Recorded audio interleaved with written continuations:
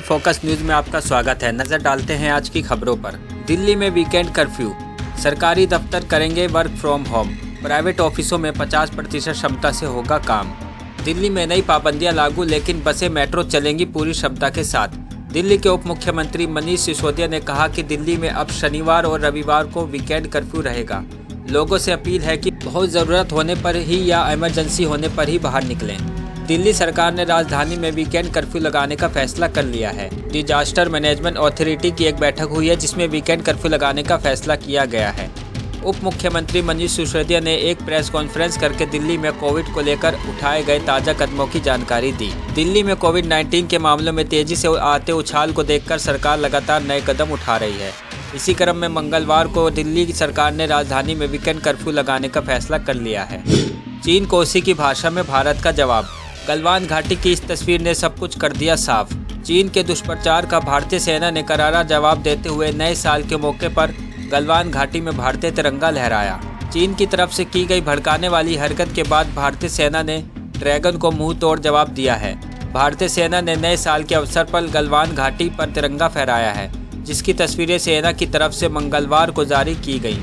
भारतीय सेना के शौर्य और पराक्रम का लोहा तो हर कोई मानता है, लेकिन फिर भी पड़ोसी मुल्क चीन कई बार ऐसी हिमाकत कर देता है जिसके लिए उसे शर्मिंदा होना पड़ता है। फिलहाल भारतीय सेना ने चीन को उसी के अंदाज में जवाब दिया है। भारतीय सेना ने नए साल के अवसर पर गलवान घाटी पर तिरंगा फहराया है, जिसकी तस्वीरें सेना की तरफ से मंगलवार को जारी की गई। यूपी, कोरोना को लेकर योगी सरकार बढ़ा सकती है सख्ती, वीकेंड कर्फ्यू पर भी विचार विमर्श।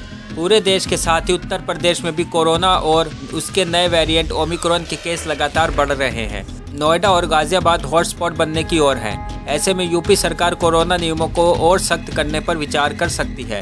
इतना ही नहीं, हो सकता है कि दिल्ली की तरह ही यूपी में भी वीकेंड कर्फ्यू लागू कर दिया जाए।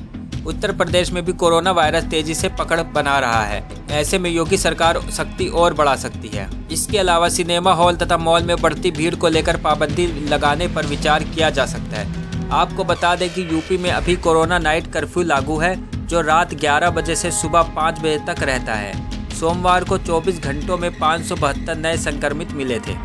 इम्यूनिटी बढ़ाती है सर्दियों की धूप, ओमिक्रॉन से लड़ने में कर सकती है मदद। ठंड के मौसम में सुनहली धूप आपको कई रोगों से बचा सकती है। धूप विटामिन डी का नेचुरल और सबसे अच्छा सोर्स माना जाता है। इसके साथ ही ये कोरोना के नए वेरिएंट ओमिक्रॉन से बचाने में भी कारगर साबित हो सकती है। आइए आपको बताते हैं कि सर्दियों में धूप लेना क्यों जरूरी है। हर मौसम में धूप लेने के अनगिनत फायदे हैं, लेकिन क्या आप जानते हैं कि धूप आपके लिए कितनी फायदेमंद है?